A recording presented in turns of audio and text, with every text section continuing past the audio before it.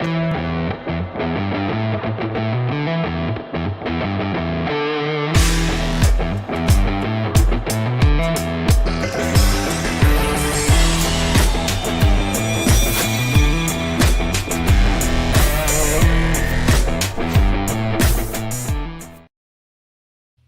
to the chalkboard, my fellow football nerds, for the second episode of The Flyover, brought to you by The Painted Lines.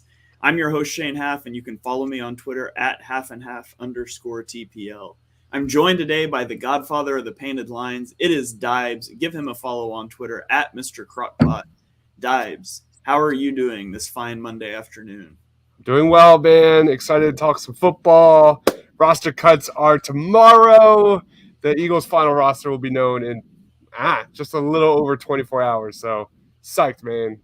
Psyched. Yeah, I'm feeling especially excited because Jaquiski Tart already got cut, and I called him a bum on our last Birds of the Round Table and said he wasn't going to make the roster. So, I'm rolling there. Some of the roster cuts are starting to trickle in. And in all honesty, just to give you a peek behind the curtain at how content creators work, Dibes and I were planning to do a 53-man roster projection on this show because we didn't think the cuts would start rolling in this fast. And then we're like, well, we can't do that. So we're pivoting. We're going to do something different here. We're going to power rank the Eagles roster by position. We're going to rank each position group on a tier. Last thing really to kind of tie us over to get us into the regular season, Dibes and I were talking, we can't wait for the season to start, so we've got fresh new things to talk about. I'm excited to get Chalk Talk back running with previews. I think I'm going to be doing some NFL power rankings. We got a lot of cool stuff coming down the pipeline. But let's dive into it, Dibes. Without any further ado, let's start ranking this roster. So we're going to be ranking based on our feelings about the roster, things we thought going into the training camp, things we've learned in training camp preseason. We're going to kind of combine all that together, and we're going to assign these different position groups into their categories. And so, Dibes, we'll start with S tier here. Do you got any of these units that you want to put out here that you think is an S tier unit? I'll start with the the most blatantly obvious one, and that's O-line. I think when you look heading into training camp and the preseason, the O-line was already like a top 5 unit in the NFL. Heading out of preseason, looking at where we are now, Cam Jurgens took that next step. They are comfortable at center for the foreseeable future. Even Andre Dillard is currently playing out of his mind, and there's some rumors out there that you might maybe even be looking at a day 2 pick this week at some point for Andre Dillard, which I would jump on if that's even true. So for me, this is an absolute S tier. The best left side of the line in the league. Love this position. Yeah, if you just look at the starters, it's the best offensive line in the league. You've got a potential all-pro left tackle in Jordan Mailata. You have a perennial all-pro right tackle in Lane Johnson, who got left off the NFL top 100 list, but that's a joke, so we won't talk about it too much. You have Jason Kelce, perennial all-pro.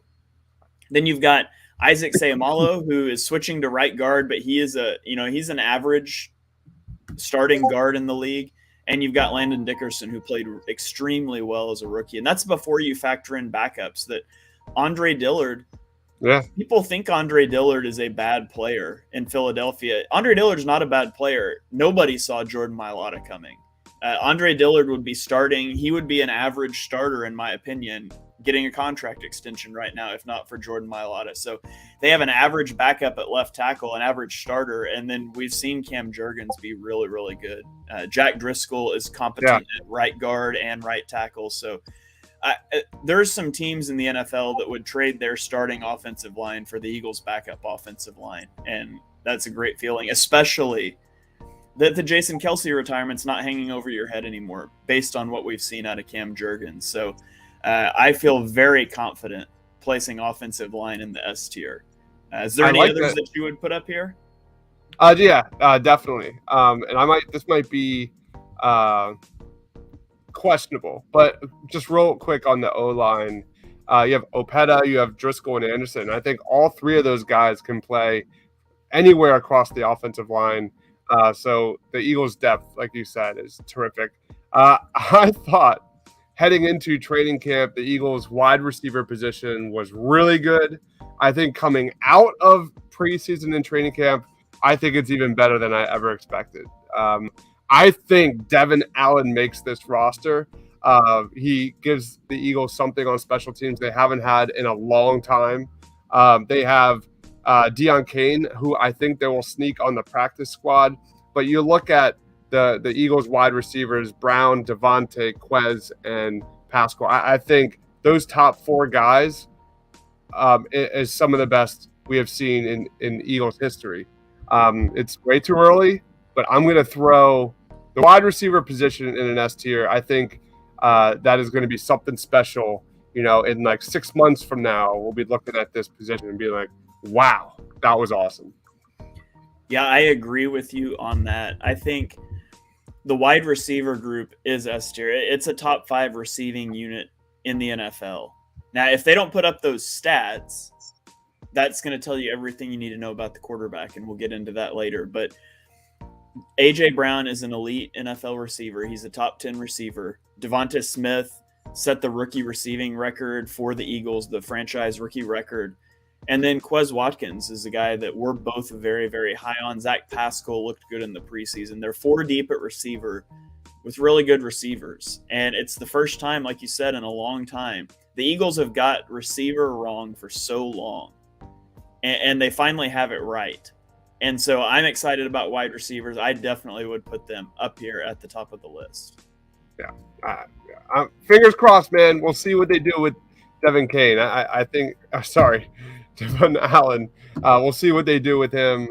But yeah, even Deion Kane had moments during the preseason were some really inspiring moments that this guy came out of nowhere, at least on my end. I know he was a top recruit, but that was truly special. Any other S tiers for you? I think I have one that I would still put in there. Okay. I think I would put cornerback up in S tier. I think Darius Slay proved that he still has it over the last couple of seasons. He is an extremely high-end CB1. Avonte Maddox is a top-tier slot corner. PFF had him ranked in the top 20 cornerbacks last year. And so you've got those two guys, and then you have James Bradbury, who's a year removed from an all-pro season in New York. Now, Bradbury didn't look great last year. Nothing in New York looked great last year, though. So a guy that is on his way out of town, maybe he phones it in a little bit in the dumpster fire that was New York last year. And so I would put cornerback up there. I think 1 through 3, I think the Eagles have one of the best cornerback groups in the NFL. Now, there are teams that have better duos, but when you factor in Maddox in the slot and Nickel is the new base, I'm very high on the Eagles cornerbacks. Yeah, this is the most confident I've felt about this group since Lito and Sheldon. And that's saying something. And I even like the backups here, what they're doing moving forward. You look at Josh Jobe, who was arguably the biggest winner of training camp. He's a lock to make the roster. He's a young kid out of Alabama. He just needs to stay healthy. Love his fit in Gannon's system. And McPherson. I think McPherson makes this roster. So you got 2 young, up-and-coming kind of outside corners with some versatility as well. So for me, I'm good with an S tier. Like we said about the wide receiver position, this has potential to be a top 5 group in the NFL. Man, that's a wild thing to say, especially considering where that position was just a few months ago. Yeah, it's wild just to look at over the last 5, 6, 7 years. What have the Eagles been awful at? Receiver and cornerback. And now I think those are the 2 of the 3 biggest strengths of their roster. We'll say nothing tops the offensive line. So that closes out my S tier. Do you have anything else that you want to throw out there for contention into S tier? I have one, but I think it's like probably more so an A tier, potentially an S tier. I think a lot of that depends on how much we see, how much we get out of Jordan Davis. I'm going to throw interior defensive line out here. I think there is potential of this position being one of the strengths of the Eagles, hands down. I think Jordan Davis and his impact is going to be terrific. He's going to be that nose tackle in Gannon's multiple scheme. I think that's going to set up a lot, just like the edge rushers, but it's going to also help Javon Hargrave get to the quarterback. Fletcher Cox is not going to face as many double teams, and even like Milton Williams, I'm really high on. I think he's going to take the next step. Even Marlon Tuipulotu, I think that guy is definitely a player. So I like the depth at this position. What are your thoughts? Yeah, I would tend more towards A tier for the interior defensive line. I think you've seen Cox regress a little bit over the last few years, or play a little more lackadaisical maybe if he's not regressing. He certainly wasn't giving high effort every play last year. Yeah. Javon Hargrave, I'm high on. He faded down the stretch. I think Jordan Davis is going to be really good, but it's hard for me to push that into an S tier without having seen him play regular season snaps so far. So I would have interior defensive line solidly in A tier. And if Jordan Davis hits and can, turn into that superstar that we hope he can be, I think you could maybe see them in that S tier by the end of the year. Cool. I have a few other A tiers for sure. I don't have enough. One for sure. Do you have an S tier? Are we done with S? Oh yeah, I'm done with S. I've got another A for sure. Yeah, I definitely have another A. Why don't you go? Okay. And if you are watching here live, be sure and drop us a comment. Tell us why we're wrong. Tell us why some of these guys should be bumped up higher than they are. Crazy Eagles fans. Crazy psycho Eagles fans. We'd love to interact with you guys. So if you're watching live, drop us some comments here. But my other one that I would put in A tier is tight end. Yeah. I think Dallas Goddard is a top 5 tight end in the league. Now you might say, well, top 5 tight end, why wouldn't that put you in S tier? And it's because I don't have confidence in anybody behind him. And if you're looking at it as a group, like I would put Dallas Goddard in an S tier. But Jack Stoll doesn't inspire any confidence. Grant Calcaterra is a banged up rookie. He doesn't either. And so I think that's got to drag you down a little bit. I think Goddard's going to have a really good year this year. The first year that going into training camp, he's unquestioned number 1. He is the guy. He doesn't have to compete with Zach Ertz. I think he's going to see a lot of balls come his way. And he's underrated for what he brings to the table as a blocker, too. The fact he can line up in line and block makes a big difference for how the Eagles run their offense. Yeah, I guess I'm good with an A tier. I'm more in between that A to B tier. I agree. I think Dallas Goddard is going to have a massive season. He did struggle with drops. I'm not arguing the talent on the field. You look at what that A.J. Brown addition is going to do for him. All signs indicate that Dallas Goddard is going to have a monster year, but this is all projection. So I'm kind of in that like A to B tier, at least on my end. I need to see it. Like you said, Grant Calcaterra looked really good in that final preseason game, but it was 2 catches. He missed the majority of preseason and training camp. Jack Stoll is Jack Stoll. He's a good blocker. That's about it. So at least, would you call him a top 5 tight end? Goddard? Yeah. I would, yeah. You would? All right. I would. I mean, so if you think about tight ends, Travis Kelce is going to be up there. George Kittle.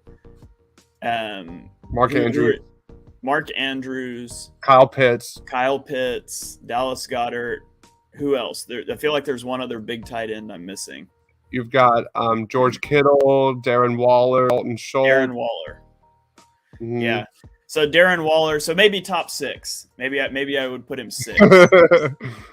Because I definitely have him behind Kyle Pitts and those other guys. But so top 6 tight end. So maybe out of 32 teams and with the depth behind him, maybe that does slide it down to a B tier. I'm okay with that if you want to slide it down there.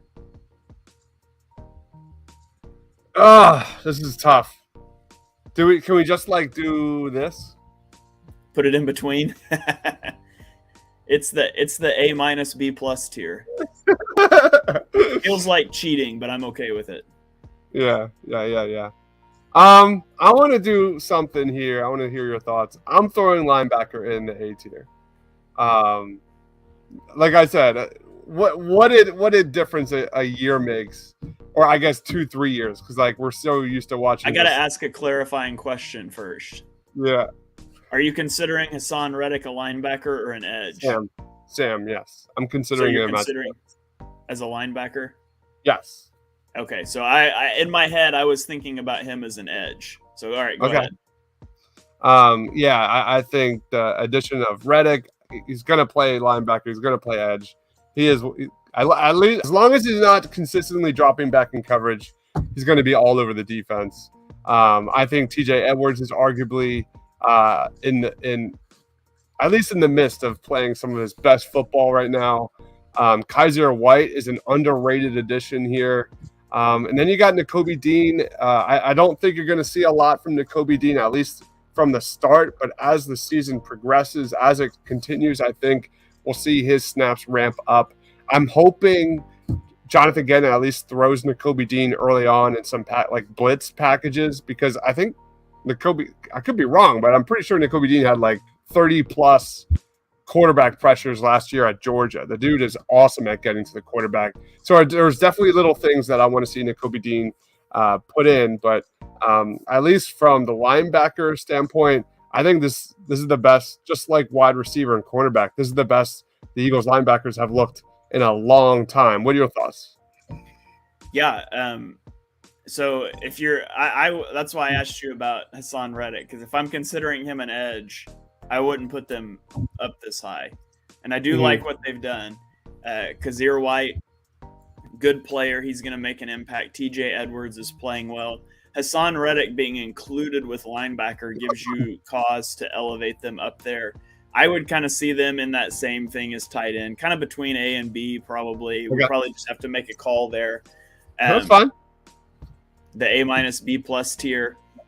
We're just taking turns raining on each other's parades at this point. But I think it's the best that they've had in a long time. And I think Nakobi Dean has a chance to be really special. I think that Kazir White is going to make plays that we haven't seen at linebacker in a long time. Since the famed Kiko Alonso interception that made us think we had a linebacker. So I'm very high on the linebackers. They improved that a lot. So I would go with that A+ or A- B+ tier. Do you think Davion Taylor makes the roster tomorrow?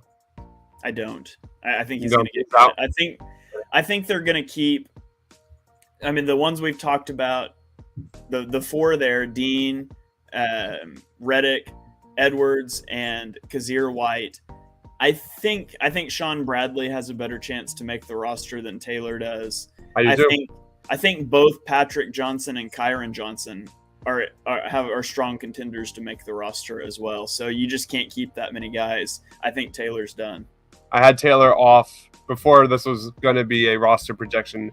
On my projections, I had Taylor off. I had Sean Bradley in, although I definitely am a little biased when it comes to Sean Bradley. Then I had Reddick, Patrick Johnson, Kyron Johnson at my linebackers. So, I think Davion Taylor's done. He's just too raw. He's always out of position. He's not a good tackler. I just think, if this was like a rebuilding team like the Giants, like, sure, Davion Taylor makes a ton of sense. But I just can't take those terrible angles. I just can't take missed tackles. I just want his whole vibe like off this roster. I'm done. Yeah. I had that same set of linebackers when I made mine as well. Yeah. Nice. B tier. Do you have any more A tiers? I do not. All right. B tier. I'm going to throw quarterback in here. I want to hear your thoughts on that one. I think it's been a true up and down preseason and training camp for Jalen Hurts and Gardner Minshew. It's basically like your poison.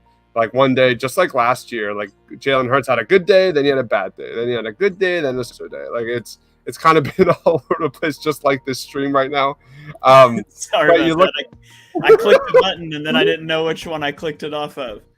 It's all good. So for me, I'm going to put this out of B tier. I think Gardner Minshew is a really good backup. It's going to be interesting. For me, though, Reed Sinet's off this roster, and I would bring in probably some sort of developmental piece. You look, I was doing some reading. 11 teams had a QB3 play in 2021. So if the Eagles go 2 quarterbacks, that's pretty risky, especially when we're dealing with COVID and all this kind of stuff. I'm right now looking at 2 quarterbacks, but I would be looking at bringing on a guy on the practice squad, like a developmental quarterback moving forward. What's your take? I think it's possible both Carson Strong and Reed Sinnett will be on the practice squad. No, if we're being honest, I definitely think they're going to try to put Carson Strong on it if nobody claims him, and I can't imagine that somebody's probably going to claim him. But they just cut him. I'm not concerned about carrying a third guy. What's up, Ryan? Chiming in on. What's going on, Ryan? We are sitting here power ranking or grading, I guess, the Eagles position group. So take a look at our list here. Tell us where we're wrong as we keep rolling here. I think they're going to keep Carson Strong on the practice squad as soon as, as long as nobody claims him, which I like that. I'm not super concerned about keeping 3 quarterbacks because if QB1 goes down, you're going to go get a QB3. Reed Sinnett needs to be gone forever. Agreed. We can all agree on that. Dude, like Josh Dobbs, infinitely better than Reed Sinnett. We played him against the Browns. Skylar Thompson for the Dolphins, infinitely better than Reed Sinnett. Like the fact that we did our cut downs, I only had Minshew and Hurts making the roster. Okay. And for Hurts, I think Hurts is around an average level starter in the league. Ryan chimes in. We didn't get there yet. We haven't got to running back, edge, or safety. We've kind of been ranking them from the top up. Spoiler alert. No, never mind. So I think Jalen Hurts is in like that C+, B- range if you're just looking at him. If you're looking at the position as a whole, Gardner Minshew as a backup's very valuable. I would say only the Baltimore Ravens have a better backup quarterback situation right now, with Tyler Huntley, who's just a perfect schematic fit for them if Lamar Jackson goes down. I mean, if we're discounting things like, the Bears, or not the Bears, the Steelers, who have Mitch Trubisky and Kenny Pickett, and Kenny Pickett's technically the backup right now. So I'm comfortable with quarterback being in the B tier, just kind of based off the strength of the starter backup in tandem. I agree. Ryan's saying safety, you stay right there. Yeah, we'll get to that. We'll get there. All right. Any other B tiers? I do not have any other B tiers. If Hurts goes down, you go get Nick. Yeah. I don't know. He's done. Yeah, I'm thinking of another B tier. And I think we forget how good BG was when he was playing. Like the dude was a monster. I'm questioning the edge position here at B, but I'm gonna throw them. I'm thinking more C because they have to show me. Josh Sweat, I think, is ready to take that leap, but we said that last year. Taron Jackson really struggled at times during the preseason. So I'm going to put edge at C tier. What are your thoughts? I'm with you on that. I think Brandon, obviously sacks aren't everything, but Brandon Graham's career high is 9.5 sacks. Josh Sweat has never had a double-digit sack season. His high is 7.5. Derek Barnett's high is 6.5. Those are your top 3 guys. Your top 3 guys, career years averages like 8 sacks a year. Now, again, sacks aren't everything. Brandon Graham is a very good defensive end, even if he doesn't get double-digit sacks. He's coming off a big injury, and he's up there. So I don't know on that. I don't know how you factor that in. All reports out of camp say that he's looked good. And his play style, more of that power rusher, is the type that should age well and shouldn't be impacted as much by the injury that he had. But I can't justify putting edge above C tier, unless we're counting Hassan Reddick in here, which in my head I was doing before we started, and I was going to put him in B tier based on that. But with Reddick counted as a linebacker, not as an edge, I can't put him higher than C tier. Ryan says he thinks running back is also a C tier health and consistency dropped them from being a B? I guess so. I mean, I have just that automatic perspective of Miles Sanders being an injury risk every year. So I think I was going to throw them in C tier regardless. I think you could argue the running backs are C to D more so than B to C. So running back, I think, is a position that Eagles will be adding to. They don't have their third down power back. They're going to be adding somebody. It's not a matter of if, it's a matter of when at this position.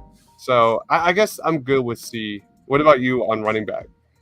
Yeah, I would say they're C, trending towards D, just because we haven't seen Kenny Gainwell as a featured back. We haven't seen, Boston Scott as a featured back. Miles Sanders is injured right now, as Ryan just pointed out. He's been injured because he got like 2 carries in one preseason game, and now he's hurt.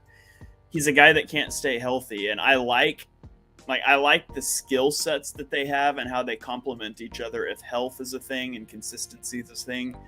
It just hasn't been. So I would say they're C, trending towards D, but not far enough. I would put them in that in-between tier that we cheated with tight end and linebacker. I'm good with that. Saying that while Sanders is injured, yeah. It is what it is. I'm a big Kenny Gainwell fan. I think he's going to have a great season. We just gotta wait and see. And then we get to safety, the safety spot. Yeah, that can stay right where it's at, like Ryan said. I'm not going to argue against it. I mean, look at this will be a trivia question in 5 years. Name 2 safeties that played for the 2022 Eagles, and you and I aren't even going to be able to do it. It's rough, man. It's like Marcus Epps is your guy, but none of that is inspiring. Anthony Harris, not inspiring.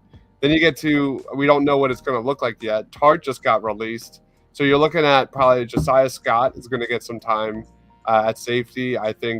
I'm hoping Reed Blankenship makes it. I think he's earned a spot for sure. I'm almost positive that Reed Blankenship will make it because they cut Tart. Yeah, and I think Kayvon Wallace, he was my last guy in. He was my last guy in with the roster. When I was crunching the numbers, I think Howie will bite the bullet on Davion Taylor, but not so much Kayvon Wallace, given how weak the depth is at that position.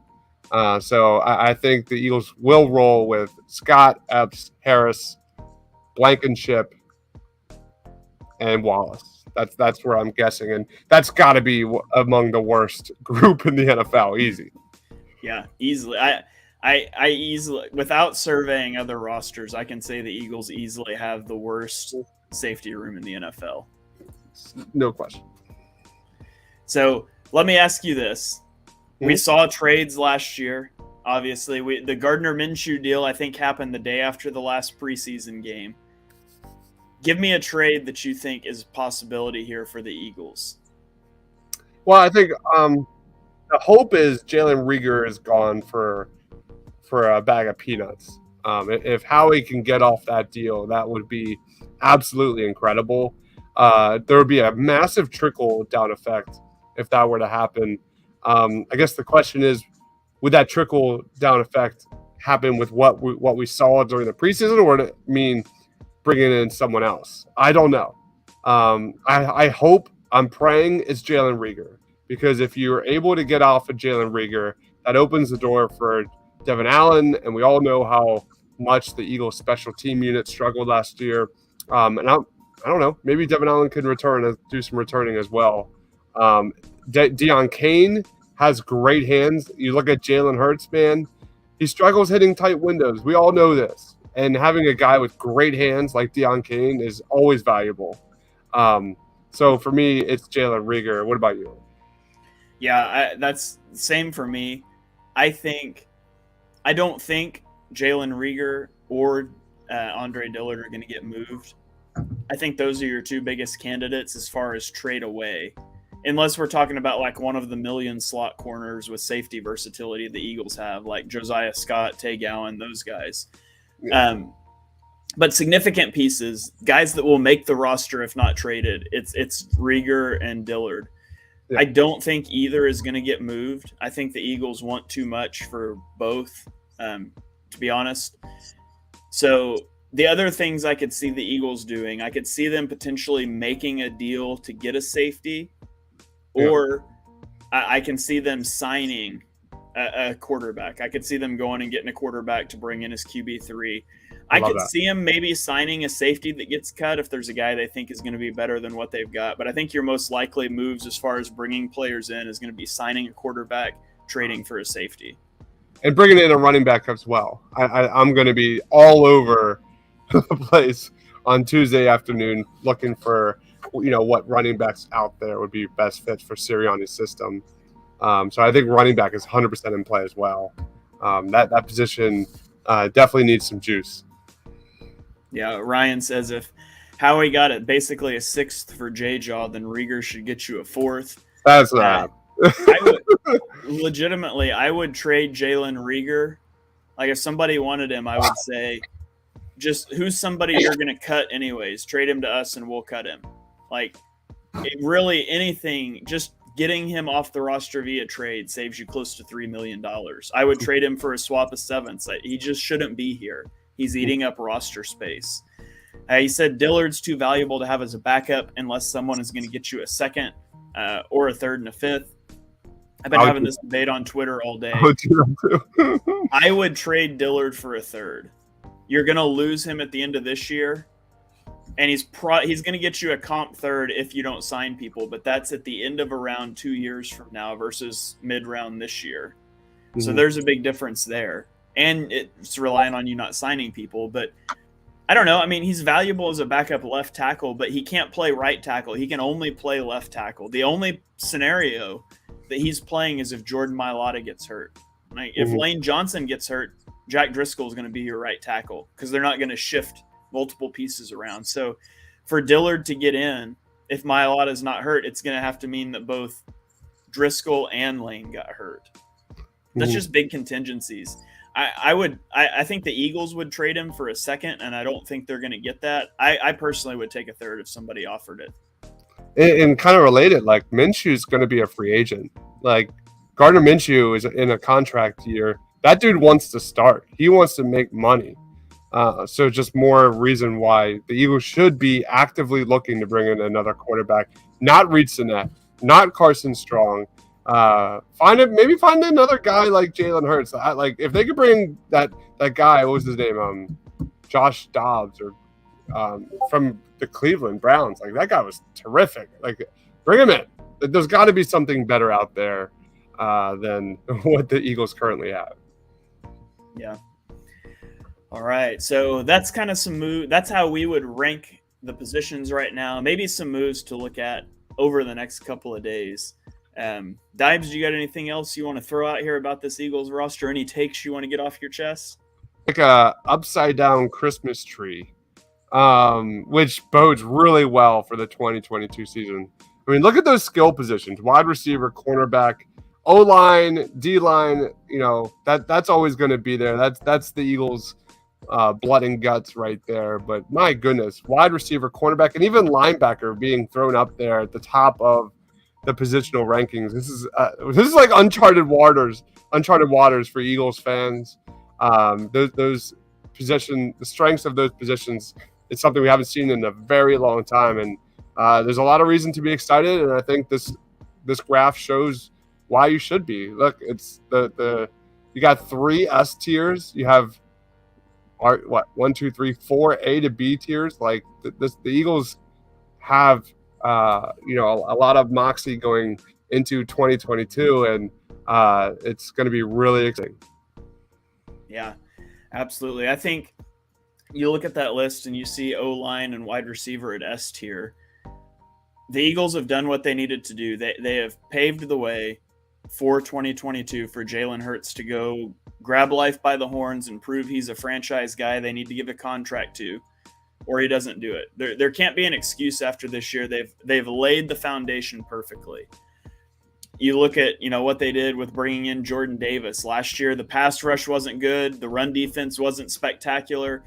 We get Jordan Davis. He's going to command double teams. It frees up edge rushers. It lets you put more guys in coverage. Like, I think the Eagles have constructed their roster well, with the notable exception of safety. And I'm hoping we see something change there. I'm hoping that some move comes at safety, but you can't be strong everywhere. And I like this roster as it's constructed. It's the most optimistic I've felt about a roster in a few years. Yeah, Brandon Joseph out of Notre Dame. Keep an eye on that dude. Yeah. No, it's incredibly exciting. As it's one I've been saying the same thing for the last like month plus, is like, it's just preseason, and we just let the games start, and the proof will be in the pudding with a lot of these positions. If Jalen Hurts puts up the numbers that we're expecting, that will probably go up to an A tier. If Dallas Goddard puts up the numbers we're expecting, that will go up to an A tier. TJ Edwards could be a Pro Bowler this year. I mean, he's been lights out. It's crazy. It's crazy what a difference a year can make when it comes to the NFL. Yeah, absolutely. All right. Well, I think that is about going to wrap it up for us here. Dibes, do you have any final thoughts today? Final thoughts, we've got our fantasy football live watch party tonight at 7:30. That will be a lot of fun. I know nothing about fantasy football, so come join and make fun of all of my selections.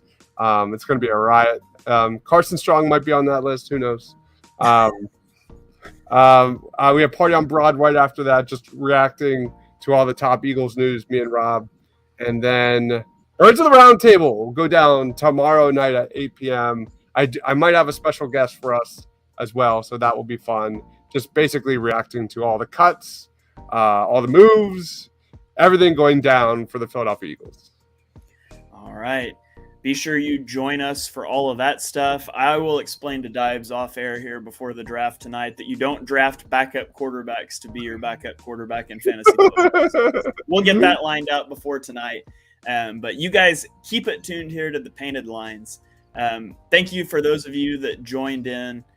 Birds of the Round Table, breaking down the roster. Yeah, it's going to be a lot of fun. Tomorrow night, Tuesday night at 8 o'clock, every Tuesday at 8 o'clock through the season. This will be our last, I don't know, I'm not going to use the word filler show, but starting the next week, we'll be doing previews and we'll be doing reactions every week, and we may be having some Madden simulations going in the background. It's going to be a lot of fun. Make sure you join us for all of that. So thank you all for joining us for this special episode of The Flyover, breaking down the Eagles roster and grading it as we do. If you enjoy what you heard on this show, and we know that you do, be sure you smash that subscribe button so you don't miss the next episode. Drop us a 5-star rating and review on Apple Podcasts. Those really help us out. You can follow us on Twitter. I'm at _TPL. He is at MrCrockpot. And so for me, from Dibes, from the Painted Lines, we'll see you guys next time.